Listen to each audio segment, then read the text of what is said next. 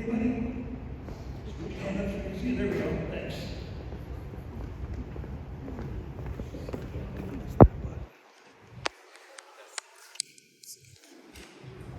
That work? There we go. Wow, tough day. So my name's Steve Wozni. I've known Bud for 20 years. Figure I'll try and break the ice a little bit here. Great guy. The way Bud and I met is I was doing an advanced scuba class, a rescue class, and we did it at Curtis High School, and the pool was closed. So they said, "Hey, we're going to go to another client's house and do it in his pool." And I said, "Oh, that's kind of nice. It's convenient." So we go over and did the class, and Kathy was there, and very nice. And then everybody's done and saying the pleasantries, thanking Bud and Kathy for hosting. And Kathy, thank you for hosting. And that was the beginning of a great friendship. So it got really interesting. As everybody's about to leave, Bud goes, "You can't leave like yet." And I'm like, "Well, who's this guy?" We had only seen him for a moment or two. And he says, "Well, I ordered pizza. You can't leave. I can't eat all that pizza." So the next thing you know, all this pizza comes in, and he's wheeling out a cooler. And of course, it's stocked full of beer, and he's breaking open beers. And it's kind of just really neat, because I said, "Oh my God, who does that anymore?" Like, nowadays, like, people don't even say hello to you. Like, this guy's like ordering pizzas and giving us beer. And I said, "Wow, you guys, who are you?" And he goes, "Bud Slead, Y'all Washington, shoot number 9. And I was like, I love it. I said, "Bud, nice to meet you." And it was the beginning of just a great friendship. Great friendship with the family. Love you guys so much. Maybe I'll share one more story and I'll hand over the mic. So, Bud was always kind of wild and crazy, right? So I get this call. It's like 2 o'clock in the afternoon. He goes, Wozni, what are you doing?" And I said, "Well, I'm working." And he goes, "Quit work, come over." And I said, "Well, I gotta work, Bud." And he goes, "No, you don't, come over." I said, "All right, what's going on?" He goes, "I just bought my dad a beehive." And I said, "Okay." And he says, "And I need your help.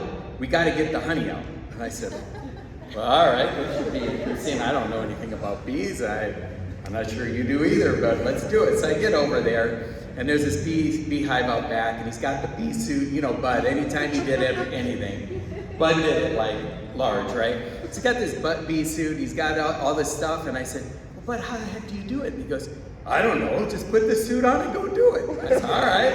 And for me, I'm like, it's hard for me to say no to Bud. I don't know if anybody say no to Bud. So I get this suit on, I get out there, my daughter's with me, and I have no idea what I'm doing. So I opened the lid, and there's bees everywhere. I mean, you could feel them, and it was like, almost like you had goosebumps, and I'm thinking to myself, my God, is this safe?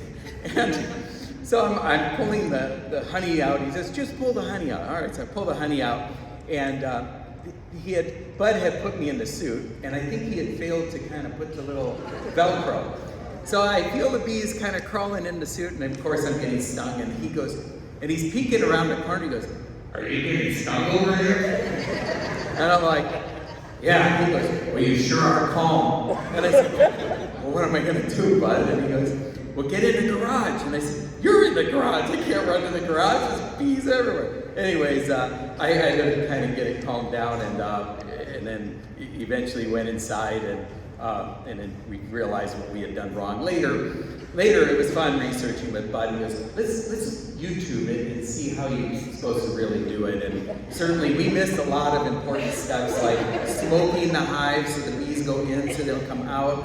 And there were 50,000 bees, and it was quite a harrowing experience. But yeah, Bud, I love you, man. Thank you for all the great memories. Thank you for everything. Learned so many great life lessons. Live your life. We don't know when that day is, but certainly I live my life differently because of Bud, and I'm eternally grateful to him, his family. I love you guys so much. You're my family. So thank you guys.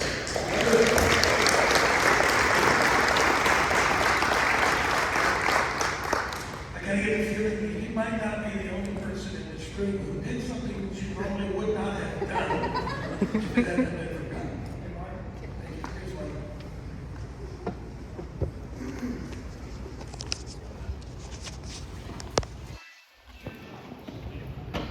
Hello. Lester Allen Slead, born May 28, 1958. Most all of us who went to high school with him, grade school, junior high, all knew him as buddies. Later on in life, he had a self-professed nickname because people would mispronounce his name so badly, telemarketers, they'd say Sled is Bob's, and so he nicknamed himself Bob Sled. He was always messing with people, so it was part of his gig. So I remember the first time I met him back in the beginning of our senior year, Gallup High School. We transferred down there from Rogers. Joe Reinhardt brought me over to his folks' house, the one above Good Sam. We had a pool and everything. Got to meet Buddy for the first time. He was pretty quiet when I met him, but I got him laughing at stuff that I would say and everything. And by the end of the evening, before we leave, he just kind of looked at me and I looked at him like, where the hell you been? Friendship was born. I've known him and his family for almost 46 years, and awesome people. Bud had a lot of his folks in him, very generous with what he had, what he could do to help you. If someone needed some money or a piece of equipment to use or something, he was always the first one to step up. We had a lot of good times together. Our friendship grew into a brotherhood. It wasn't something like, our friendship had to grow, it was born, but he became like a brother to me. He was always over at our house, or I was at his house. There was always a table and a plate set for Bud Slead. I never forget when he spent a couple days at the house and my mom washed his clothes and everything and saw that his shirt had a button missing. And she went and sewed it on. And he pulled $50 out of his pocket. Here you go, Jim. Take it. So he just appreciated people that did things for him, whether it be small or large. There were so many ways that he touched people's lives. So many people, as I look out, I see a lot of folks that I haven't seen in a long, long time. And he would be happy, always looking down, seeing all this. What an honor. What an honor. Just through life, as we got older and older. And by the way, Bud and I were so close, he was in 2 of my 3 weddings. That's an honor.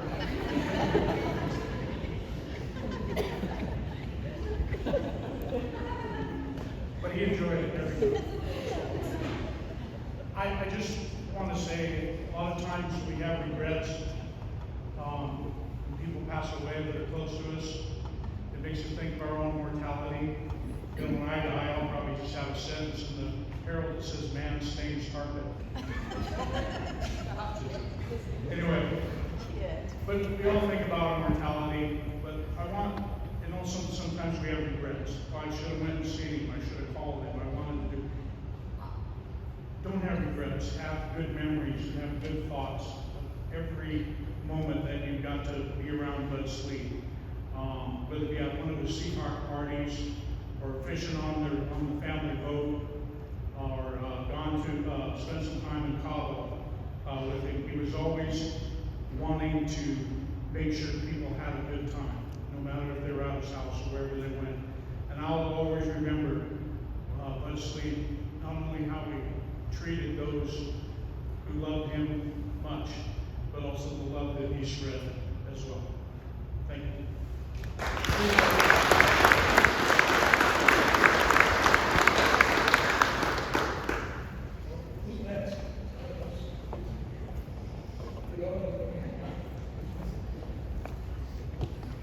Hi, I'm Frank. I met Bud through my fiance. She worked for him, and when I met him, he's like, "You need a job?" I was like, "Well, yeah." At the time, I needed a job. He's like, "Okay, I got a job for you." So Bud was always gracious. He put people in, and at times I think, God, this guy's just putting me under the gun.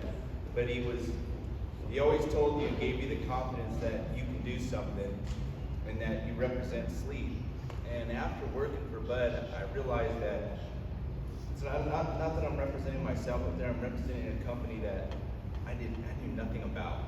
I got into dewatering, and I was out there just winging it, and I'd call him a million times. I get yelled at and told to take a ton of pictures, so I would always take pictures for Bud when I was working for him, and that guy loved his pictures.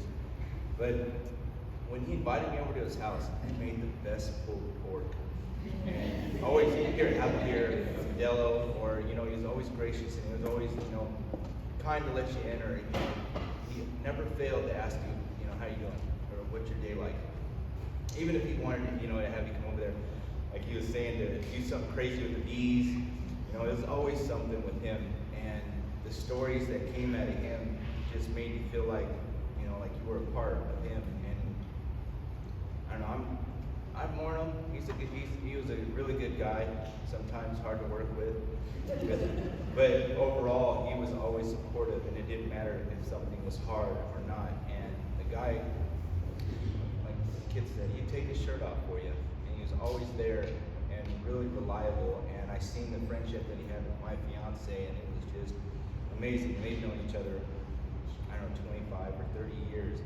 So being able to be here today, you know, I know he's looking down and he's happy to see everybody, and I'm proud to call myself his friend and somebody who met Kathy, his family, and his son Nick, and you know, got to see a different part of somebody's life. I mean, he could be a high roller, always carrying that big knot of Kathy in his pocket, but he could be the most humblest person too at times, and would never take no for an answer. So I mean, it was hard to tell him no, because he'd ask you a million times over again. But I don't know, he introduced me to a lot of people. I made good friends. I made a good friend with Mark too, working there, and it is all his friends and him. He just makes you part of family, and it makes you feel good, and wants you to go out, even if you stop working for him, he still wants you to go out there and succeed. So I don't know, it's just a blessing, and it sucks, you know, just to know I can't just give him a call, or I know I'm not going to get a call to put a chair together for him, or ask him to go pull a trailer or move an equipment or something, because he just sit there and shoot the shit. He always had time, and or he would complain that he never had time, but he always had it. I just wish he would have had more. But I just wish he would have had more time, and it's a lot.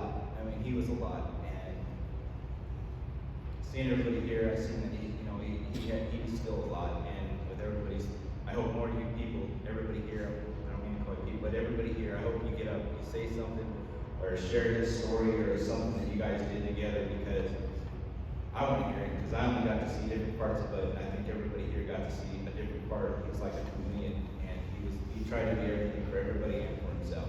Thank you.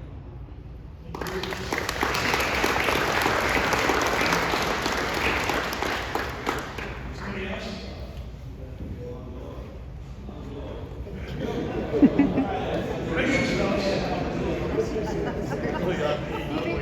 You guys all heard me start talking? I'm talking quiet about Bud Slead. Bud Slead came to my life 32 years ago. The most impressive man I've ever met in my life. Gave my career. There's a handful of people here, and they know who they are. They're our type of construction family. But I've never seen a person do so well and treat me so well in my life, ever. You guys all know that about Bud. Can you guys hear me pretty good? Alright, this is quiet's not gonna happen. You know, Bud wants us to be loud, proud, have fun. This isn't a day of death, it's a day of celebration of life. And Bud would be pissed off right now if we were sorrow, quiet. Let's be loud, proud, have fun, and celebrate Bud's life. He touched us more than anybody could ever imagine. And you guys know who you are in the construction business, and all his other friends and family too. Yep, he will be very well missed, and thank you, Jerry. Sorry, well, that's gonna happen, right? I really don't give a shit. And I'll swear to you, fuck! Let's say that too right now, ready? Give a shot! Anyway, Bud wanted us to be passing our ball right now, that was it on him. And you know that's the way he was. But what a superstar he was, and he always will be in my life, and he touched a lot of you guys' lives, and you know that. So I hope you heard me, because I'm trying to be loud. Right, I'm not done yet, so I've about 2 more times. Come on, who's next? Come on, somebody. Marky? Done? funny? All right, I'll keep going, but here comes one. Yes, here comes Bud Lockhart. This is another family member from, oh yeah, Crazy Men. Can't overtangle that. Bud and Chuck Slead hired me back in the early 80s. They taught me the business, took me in as family. I was the adopted Slead child, Bob would say. For all you done for me, Bud, Chuck, thank you. Bud's touched all of our lives. He's got more brothers from another mother than anybody I can imagine. And you all know who we're talking about. All of you. Love you, Bud. Love you, man. I love you.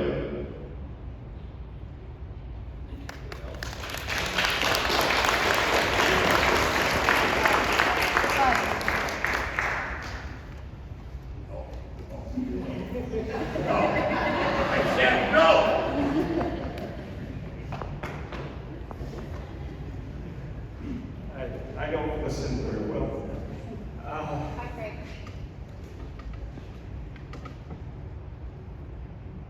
I met Bud about 20 years ago.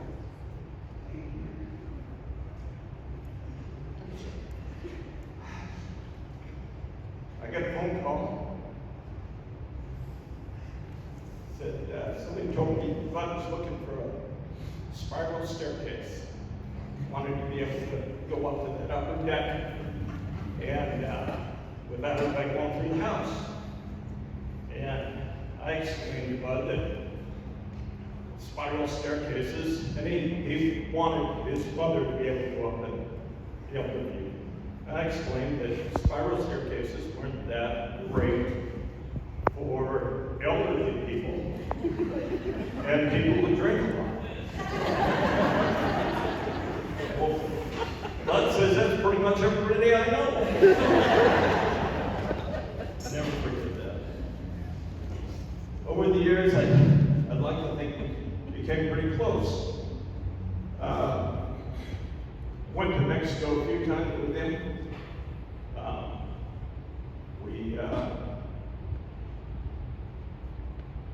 Been at my house, and God knows we've been at his house. And I'll miss him. I miss him so much. He was my brother. But gotta go.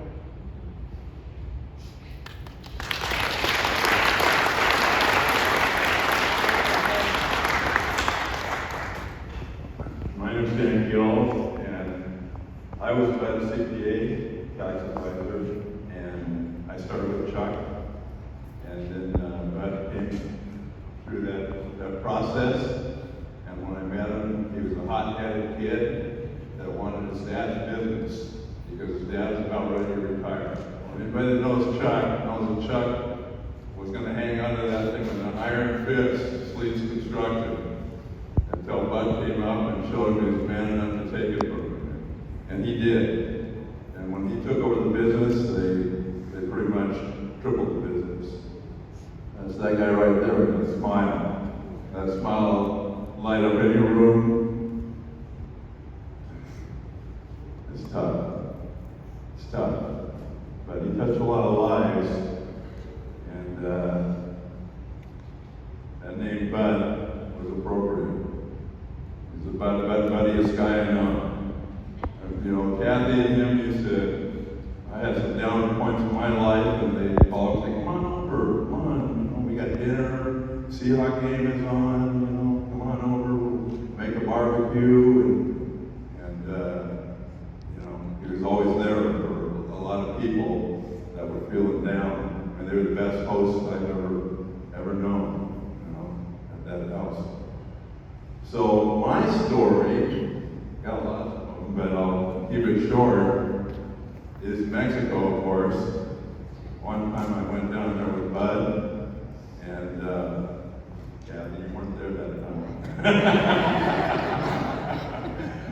And so we're staying at the Azul, and he says, let's go over to the yellow one. What's that, Ron? Yeah. That's right. Let's go over there. Wait a minute, bud, you know. We were just ready, let's get out of here. So we went over to the one on the Pacific Coast side. And if you know Cabo, you have your quiet bay on the Sea of Cortez. And then on the other side, you got the Pacific Ocean coming crashing in. So Bud says, hey, let's go body surf. So we go down there, it's kind of like Steve's story about the bees. Anyway, we go down there, and I get my swimsuit on, and I'm getting out there. He's going, you're doing great, going out a little further, you know. And so I go out, and that Pacific side has got the coarsest sand and the biggest waves, and I mean, those waves really roll you. So I caught one of them, and I literally rolled underwater, came up with a nose full of sand, and Bud is just laughing his head off because he said, I never go out there and do that. Anyway, what a guy, you know. I feel so happy to see everybody here, but it's just a sad day. It's just sad because we're missing so much. That's all I got.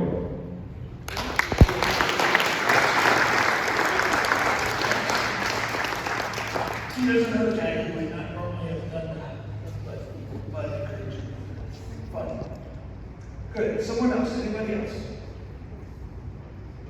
You guys want me to go again? Oh, we're good.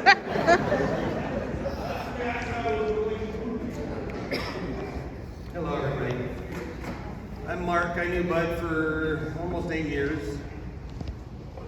Got to be really close to him. This is a hard day. I'm going to share a couple quick things. I won't make it long because he knows I could probably make it 3 days long. And he would slap me in the back of the head and say, Mark, come on. But I met him through a friend in the same industry. His name is Travis. Travis says, you need to meet this guy. He might be a little eccentric, but he's one of the best people you'll ever meet. And he went on to tell me a little bit about him. His name was Bud Slead. So I went and met him. Due to business acquaintances, I think Travis is here, but right off the get-go, I hit it off with him. Shortly thereafter, it was, okay, Seahawks. And the cool thing about it is Travis is actually a Green Bay Packer fan. Sorry, guys, and there was a playoff game coming up, and it was the NFC Championship, and we were way behind, and Seahawks started making ground, and Bud says, they're going to come back and win this, and I'm, bullshit, guys, this doesn't happen. And I fought him over it, and there's probably 20, 30 people at his cabana with the hot tub and the pool and whatnot. It happened to be about 23 degrees, and it had snowed about 6 inches, so it was a little bit cold. And so Bud, we were having a few drinks, maybe 1 or 2. He said, Mark, do you want to bet? I said, I'll bet you. There's no way they're coming back. And he says, you jump in the pool. I says, not only that, I'll take all my clothes off except for my underwear, and I'll jump in the pool. Short story, they came back and beat the Green Bay Packers, so guess what I had to do next? And, you know, from that day forward, Bud and I could look at each other and start laughing uncontrollably. Kathy was attested to that. As a matter of fact, one time we happened to be in their living room, and we were trying to fix this same thing as up there. It was a projector screen. And this projector screen, all it would show was just a white thing. We couldn't get the projector to go on it, so Bud and I decided to start doing shadow puppets. So we had a few drinks, and we had more shadow puppets, and now we're using our feet or hands. And guess who walks in? Kathy. What are you guys doing? And we're just looking at like a couple of kids with our hands in a cookie jar. It was quite fun. But you know what? That was Bud. And you know what? He taught me a lot, and there was a lot of people that he introduced me to. Very important people, nice people. It just was, I could go on about the people that I've met, and I've said hi to a lot of them tonight. And I'm so glad that you guys have showed up for a guy that touched me in almost every emotion there is possible to mankind. but the biggest one was love. I just wish he was still here, man. I'm still waiting for that text or that phone call of something weird or funny or very heartfelt, because he did that a lot. So, thank you, Bud.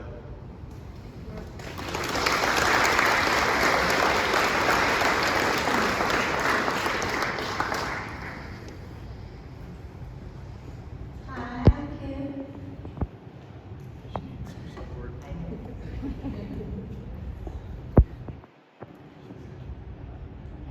So, this is Kim and Tar family in the 70s, under different circumstances, but taught us a lot.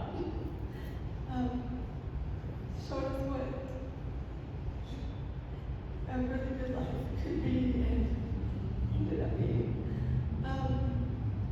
But it was always the life of the party for us and such a good friend and always cared, and we could go a month and we could go 5 years without even seeing one another and just touch base and check in, and it was always the same feeling. He was just a really great guy.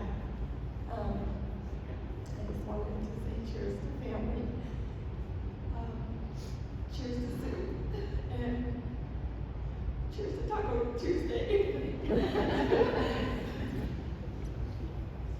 Yeah, hey, I'm Dave Becker, and I've probably been around Bud for since 8th grade, I would say. Bud touched everyone's life with a smile. Bud was great. He was large, bigger than life. He lived large. He ran hard and fast. That's the way he lived. He did not leave one stone unturned.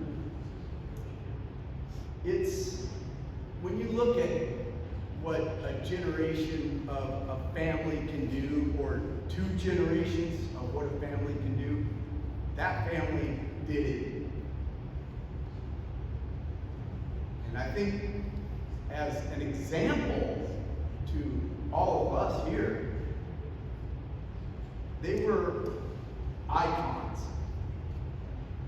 I remember the big house up on the hill, Slead, Chuck Slead's house. And Bud did it again, and then Bud did it again. You know, Bud didn't stop. That guy was unconsciously active nonstop. He jumped huge mountains. He constructed, and what he really did, I mean, look at the people. He brought a lot of people together in life, and he loved life with them. Bud, we love you, Bud. And yeah, I'm gonna miss those text messages too, Mark. You know, the guy would call you up, hey Dave, you and Chris come over, I wanna make you a chili dog. You know, and it's like, Bud, I can't. I know it's Sunday night. I gotta work tomorrow because I know what was coming. You know, and I told him numerous times, I can't keep up with you anymore. I gotta take a break. You know, I gotta go home. I gotta get some sleep. I gotta sober up, whatever it was. But you know, he did it large. I mean, driving around in that limo, that was fun. I mean, how many people got to take a ride in that limo? I mean, it was a blast. You know, I mean, he just. Like I said, he just lived life huge, and he was a loving person, very loving, and you know, that's all we can really take is love, and I think he showed us what love is. Thanks.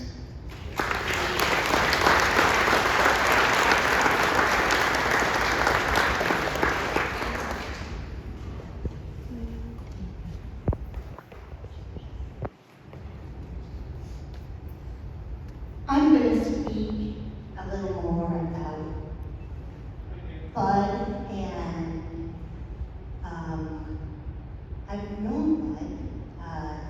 I grew up with him. We went to Wildwood Park Elementary together, and we walked to school, and Bud was, of course, very popular.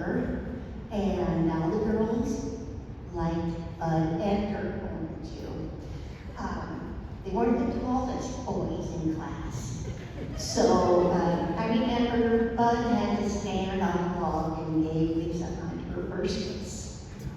So she, well, I just think it was fifth or sixth, but not third or eighth. Anyway, and then must have been a thing with pools because Bud always had parties because he lived on the back side of Wildwood Park. And so we could, cut through the park and go spend at his folks' house. And that was always a big treat for us kids up on the hill. And he hosted my first boy-girl party. Spinning the bottle was introduced to me at an early age, thank you, Bud. He always knew how to show someone a good time. And went through junior high with Bud, and then on to wrestling, where Kathy and I and Karma and other women used to follow the wrestling team around wherever they went. So we had many good road trips, overnight trips, and mountain trips. That was good times.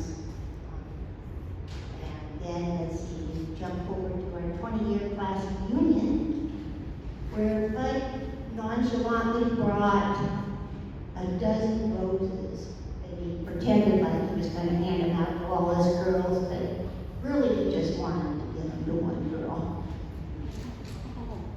And that's probably the last bouquet of roses we ever bought another girl. Just only had eyes for Kathy this whole thing.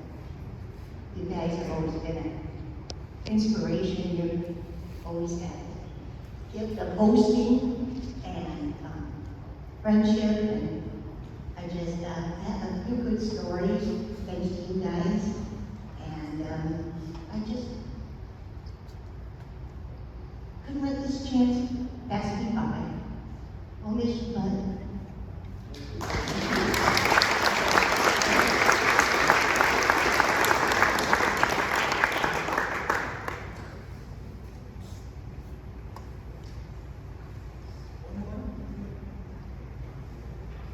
Okay.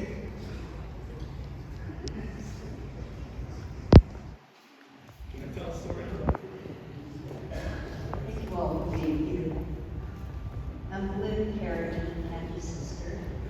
And the main thing that I'm standing up here to say is how grateful I am, we all are, for the love Buddy gave Kathy for so many years. He took such good care of her and us. He bought my mother a car. He made sure Christmas lights were always strung on her house. If there was something that had to be done, Buddy would do it. He welcomed us into his home for years of insane Christmas parties, where we would all dress up like the Grinch or football maniacs. My favorite picture of Buddy is with the football hat on his head. It was a football.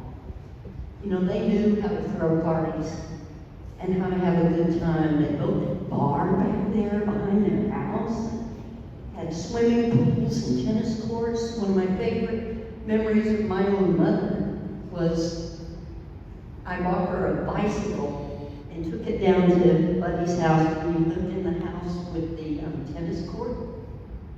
And there's my mother, 90 years old, on a bicycle, you know, riding around their court.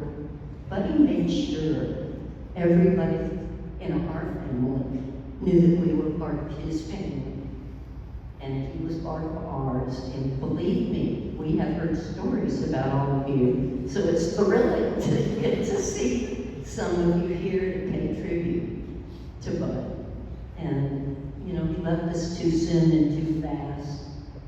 But I hope he rests easy, knowing how much we appreciated the gift of great love that he gave our sister, and how well he took care of her all these years. And so, Buddy, I salute you. Look at those crazy hats with the hair on top. I'll miss seeing those hats. But we'll meet again. Thank you all for coming.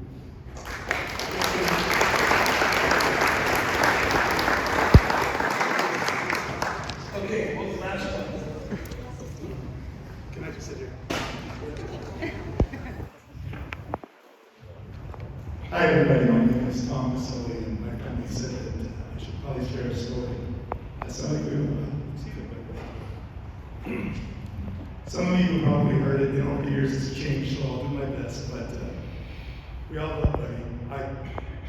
I can't remember not knowing Buddy. Our families were so tight, the Slead, Slamish's, Marms, and Sellings.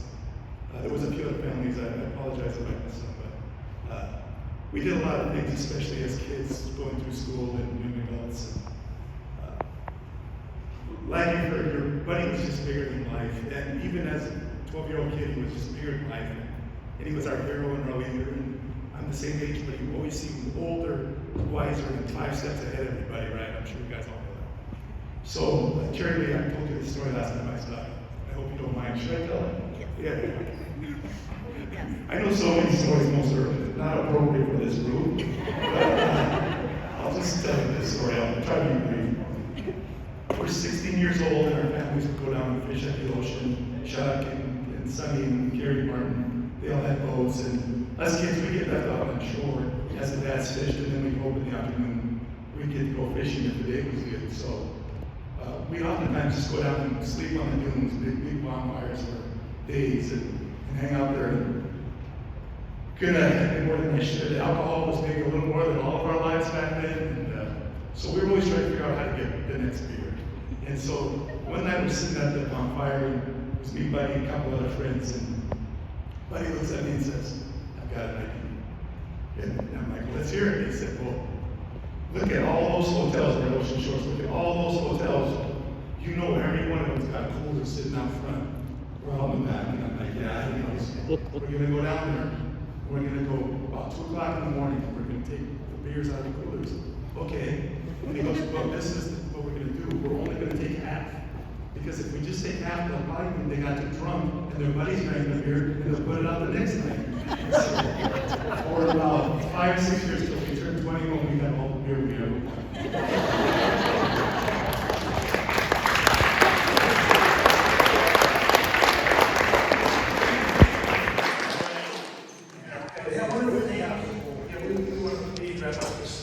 This segment, I want to thank each one of you for sharing your stories.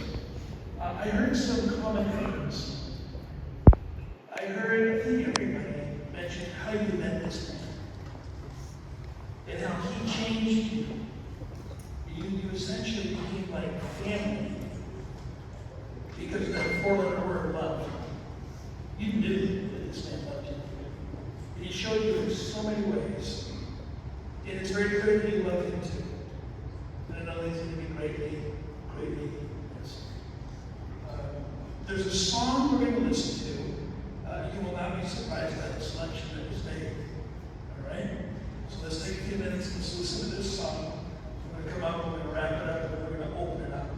We're going to go to the car, we're going to have some time just to hang out and tell more stories. I don't know how long you have, just nice. Probably 6 days. About 6.